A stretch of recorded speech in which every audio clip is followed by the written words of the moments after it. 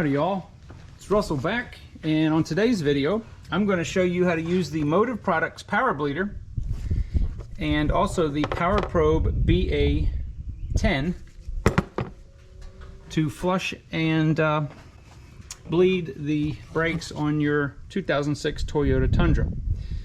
Now you will need this adapter on your Toyota or Lexus vehicle if you have this style of cap. This is the style that just pushes on, doesn't screw on, it just pops off like this. Alright, so if you have this style, this is the adapter you need. So the first thing that we need to do, that I normally will do, is I will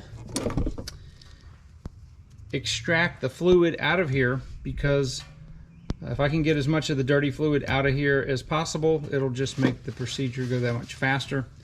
So I am going to take 2 needle nose pliers. Let me switch hands. And I'm going to pull out the strainer. Sometimes it comes out easy, sometimes you have to push it in a little bit. And the reason that I'm doing this is because I want to be able to get my strainer or my Mighty Vac in here. And you can use a turkey baster if you have it. You can use some type of extractor. This is the Mighty Mite extractor I've used for years and years and years. And I'm just going to create a vacuum. And I'm going to extract as much of this fluid as I can.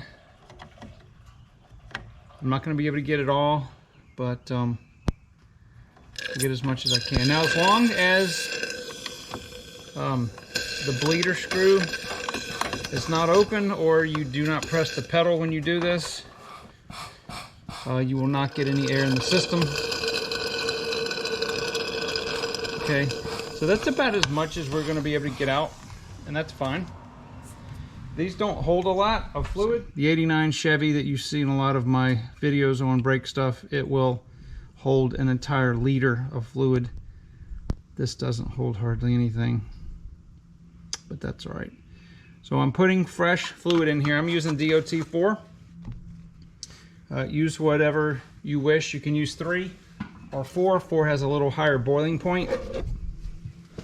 So that's why I'm doing that. Now, since I'm not going to be extracting any more fluid, I'm going to go ahead and put the strainer back in. I could have done that before I poured it in, but I just now thought about it. Okay. All right, so once that's in there, I am going to take our Power Probe BA10, and I want to show you a couple things about it. You've got these ears right here. There's 3 of them,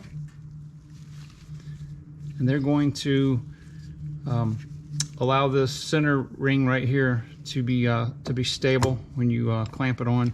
So what you want to do is turn them like that, so you have the maximum amount of clearance. And then there is a thumb screw right here that when you turn it, it tightens this right here, and there's an O-ring, and it kind of flattens the O-ring out. That's what seals it. Now this right here is a swivel. This is a Type C automotive swivel. That's what we have on our Motive to be able to connect it. And I have some videos to show you how to install quick disconnects on the Motive Power Products. So we're just going to put this in like this, right? I'm going to turn these ears kind of like this, just so they're snug. All right, so see, that's snug. I'm going to turn the thumb screw.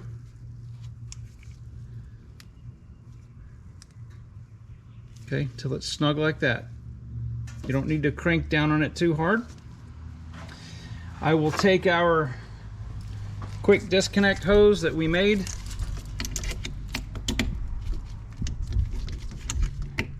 and put that on like that. And then I will take our pressure vessel and hook this end up like this. Okay, so everything's hooked up. Now I'm going to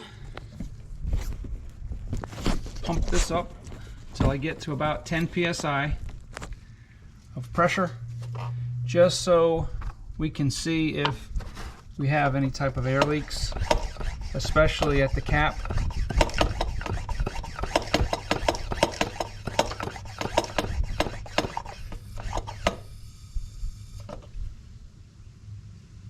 So that's about 5.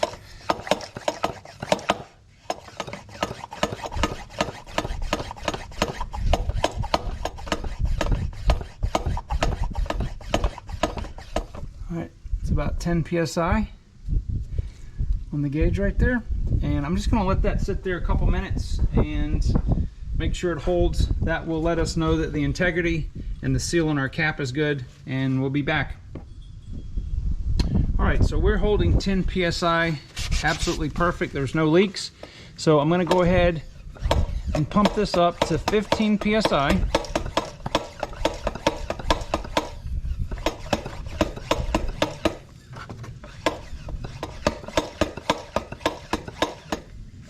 Okay, there's 15 psi. And I'm gonna start with the furthest wheel back, which is the passenger side rear. Then we'll go to the driver's side rear, and the passenger front, and the driver's side front. So I've already got everything set up at the first wheel. Let's go under and take a look. All right, so I've got our hose here. I've got my wrench set up. It's a 10mm on the bleeder screw. And then I've got my bottle here. And I'm gonna open the wrench, but I'm going to set the camera up here so you can see what's going on in the bottle. All right, so I'm going to open the hose. All right, so that initial air is just coming out of the hose itself. After that, I don't know if the camera will pick it up, but you can see a slight color change in the old fluid. And also there's a few tiny bubbles in there. There's not a lot. Those are called champagne bubbles.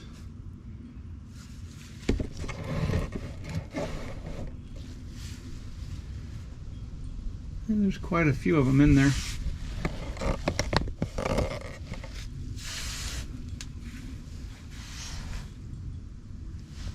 It's actually a good little stream.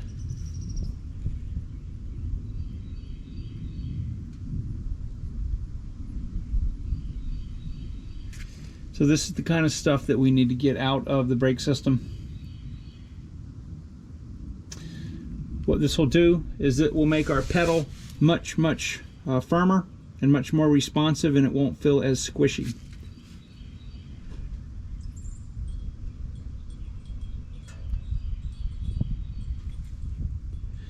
All right, so I'm going to let this run, and I'm going to go check the master cylinder, because we need to make sure, since that master cylinder is small, that we don't run out of fluid.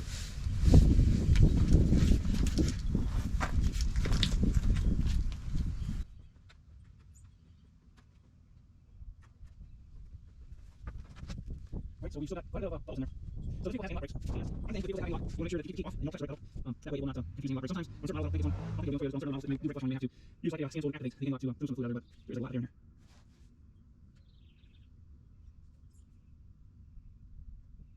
Right, so before you do this, run, and I'm going to say how long it actually took to get out of this one. All right, so it took about 10 minutes, and now we've got all of the air out of this line.